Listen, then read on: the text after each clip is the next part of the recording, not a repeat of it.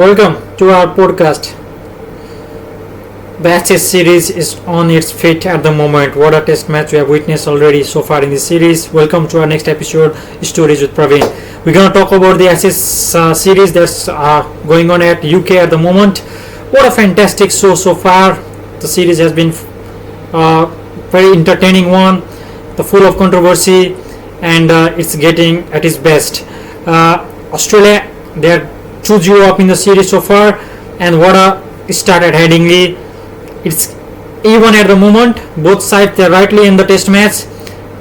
England, they won the toss yesterday. They put Australia to bat in the tricky overcast condition, and then it was a brilliant show by England bowlers. Initially they took 4 wickets before lunch.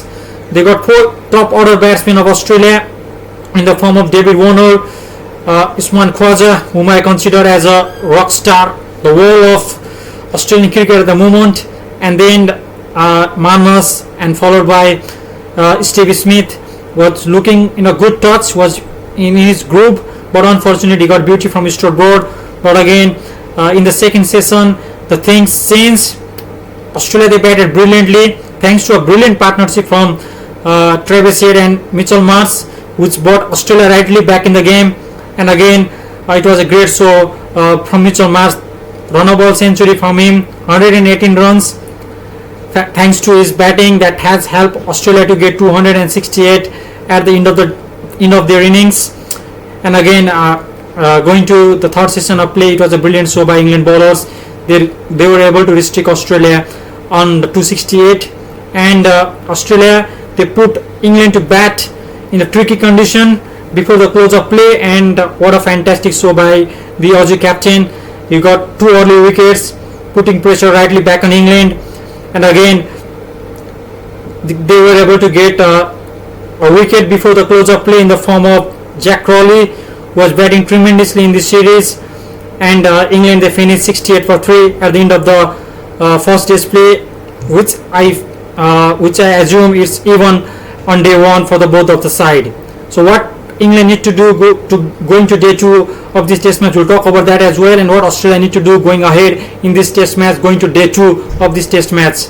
Australia, there is still 195 ahead. So for Australia point of view, they will love to get early wickets in the morning, because the early wickets, especially the first session, is going to be very crucial for both of the side. If England, they manage to play wicketless in the first hour of play or a first session of play, they will definitely find their chances to get close to the Australian score, which should be their main priority at the moment.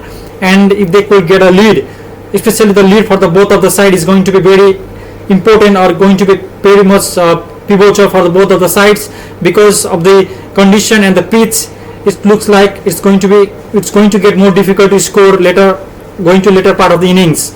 So it's evenly poised at the moment, but for Australia, they need early wickets. For England, Joe Root, Bairstow and Ben Stokes, they need to bat out tomorrow. If England bat out tomorrow, day 2, I think England will have their nose ahead in this test match. So it's going to be a great test match coming up, and I think it's going to be a great entertainment coming up on day 2 from Headingley. So it's at the moment it's even, but as I said, couple of wickets for Australia and one good partnership for England. The match they can take away from each other. So it's even at the moment. So we'll see what pans out day 2 tomorrow. We'll be back with the analysis as well of day 2. For that, stay tuned with our channel, Stories with Prabin. We'll be back shortly for the Ashes podcast. Thank you very much.